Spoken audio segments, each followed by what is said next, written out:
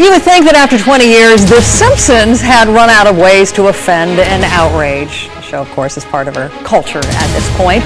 But the first Simpsons movie is less than 3 weeks away now, and a promotional tie-in with convenience stores has some people screaming racism.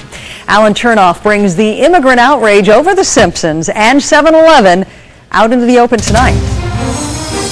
The aspirin is $24.95. Apu Nahasapima Petalin, PhD, the greedy and unethical Kwik-E-Mart owner in the Simpsons cartoon, who would gladly sell you a dirty hot dog off the floor.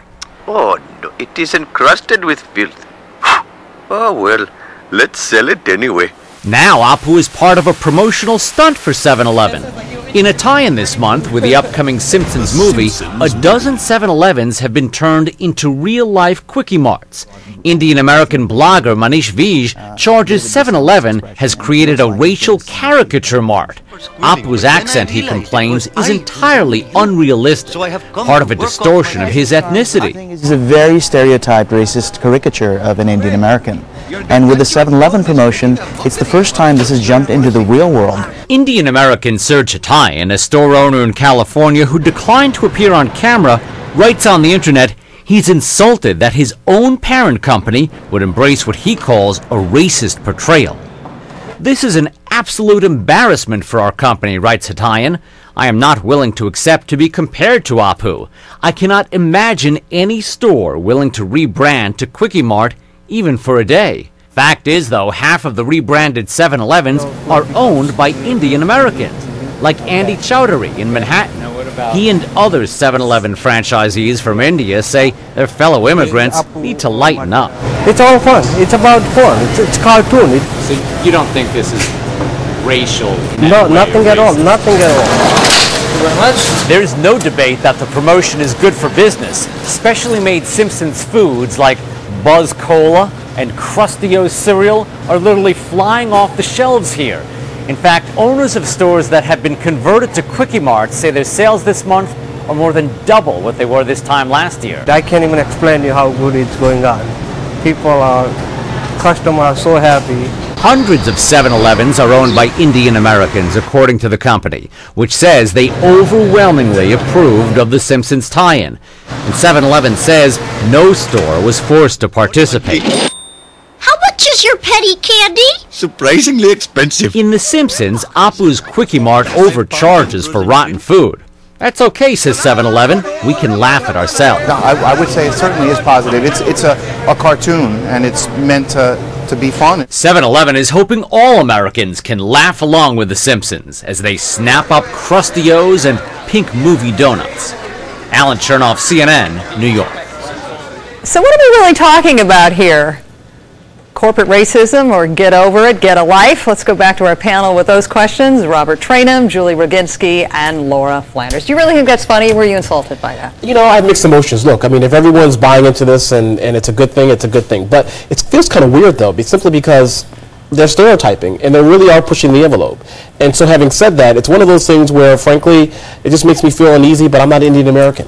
But the stereotyping is something that we should have gotten used to by now in The Simpsons. We're going to share with our audience now another clip from the TV show where you see Apu in action. Hey Kearney, this fake ID, it is truly excellent. Say, if you tell me where you obtained it, I will overlook the ice cream sandwiches concealed in your armpits, eh?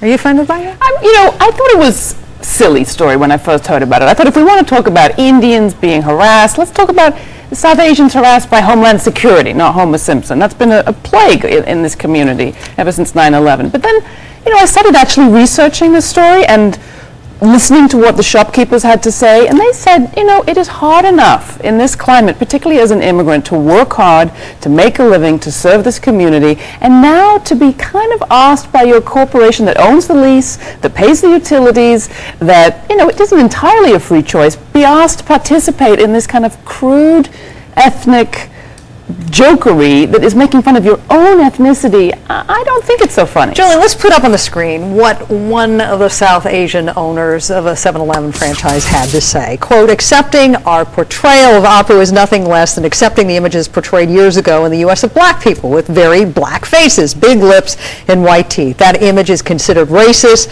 so does Apu to me.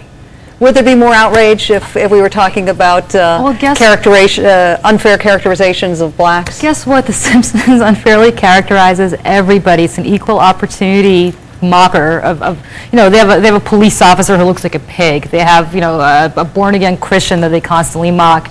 They have women they constantly. It's a comedy show. It sort of reminds me of The Sopranos. People are saying it's an anti-Italian stereotype. People are going to think all Italians are mobsters. Well, I think people in real life know that not all Italians are mobsters. I think people in real life know that Indians, South Asians in general, are extraordinarily accomplished. And if it's just an equal opportunity mockery.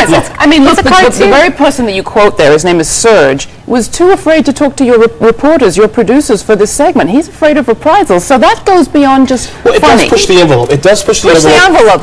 Do you remember what Senator Joe Biden had to say? Absolutely. You don't. About Barack Obama? Yeah, or in reference to 7-Eleven, of course. Yeah, 7-Eleven. Absolutely. Let's listen to what he said many months ago.